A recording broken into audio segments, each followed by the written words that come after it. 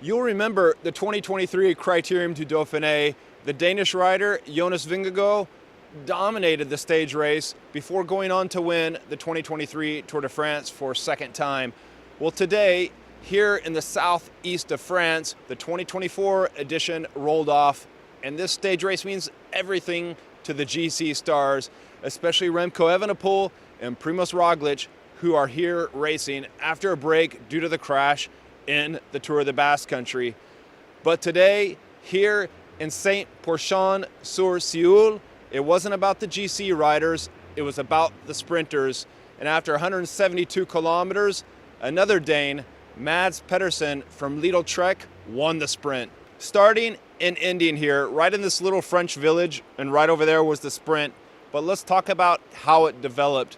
First to attack, the British rider Mark Donovan from Q36.5. Eventually, he would earn the Mountains jersey and the most aggressive rider of the day. Following him was Mathis Labert, the Arkea rider, the Frenchman. Those two would ride free for much of the day. We wouldn't see them for around 15 kilometers to go, thereabouts. They had a maximum of almost 5 minutes on a peloton that was being led most of the day by, yes, you guessed it, Pedersen's team of Lidl Trek, the American team, and the French team of Decathlon AG2R Le Mondial. And who are they racing for? Well, it's not for Ben O'Connor, who just raced in the GC at the Giro d'Italia. No, instead here they have a star sprinter, Sam Bennett, who joined the team over the off-season and just recently won some races over in the 4 days of Dunkirk. Those two riders, Pedersen and Bennett, were the hot sprinter favorites in a race that doesn't really have many sprinters and many opportunities for the sprinters. So the teams wanted to make sure it came down to a sprint, and that's what they were racing for. So eventually we saw the gap come closer and closer, start to fall down and down. Around about the time they were caught, we saw this crash, also involving Donovan's teammate, Jimmy Whelan. Whelan, unfortunately, had to abandon the race. Also in there, Kenny Ellison, who used to race for Lidl Trek, he got up and got going. Also, we saw Steven Kruijswijk held up by the crash. Things really started to slow down, what we thought, and also the riders confirmed it when we spoke to them at the finish line right here. After the escapees were caught, we saw a counterattack by Niels Pullet from Team UAE. Marco Haller joined him. Also, a Uno X rider behind Joshua Tarling was pulling the group up to those riders. It came back together. We saw Ineos riding at the front to protect their GC rider.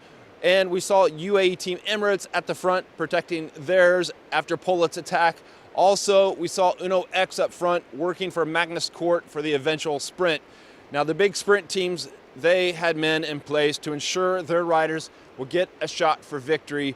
On the Lidl Trek side, well, it was Tom Skewins, it was Alexander Kirsch, and the final lead-out man, the South African champion, Ryan Gibbons. And over on the decathlon side, it was Dorian Godon, it was Edvald Bosenhagen, and then finally, the last lead-out man, I think, we need to confirm it, but Oliver Nason.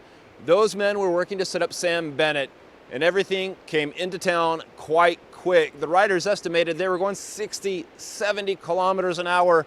Ryan Gibbon did the final push for Mads Pedersen. You saw them up the right-hand side, perfect, holding it things right over the right-hand side, only giving their rivals a chance to pass on one side, so eliminating the other side. So they only had to look to the left side if there was going to be competition.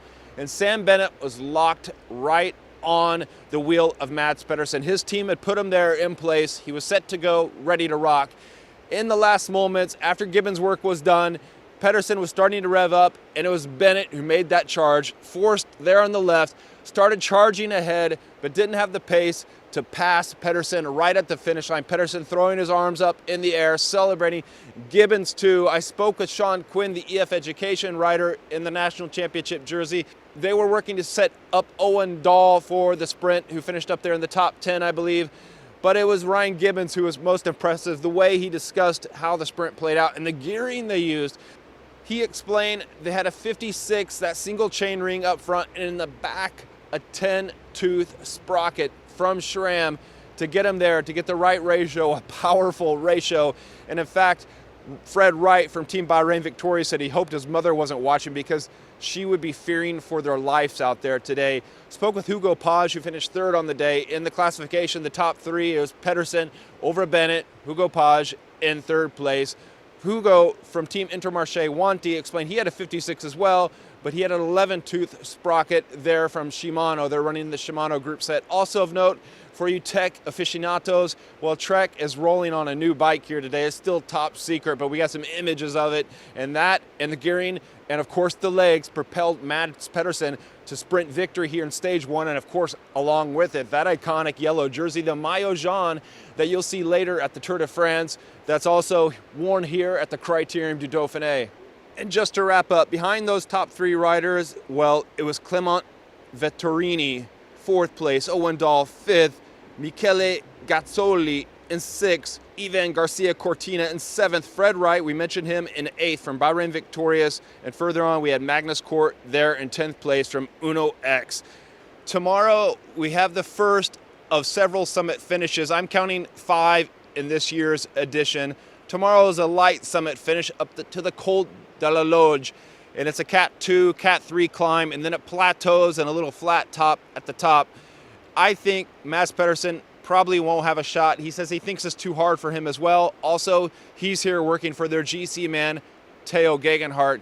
And then we have another summit finish, a time trial. Stage 5 should be another sprinter's opportunity, and then more summit finishes before this climbers stage race wraps up.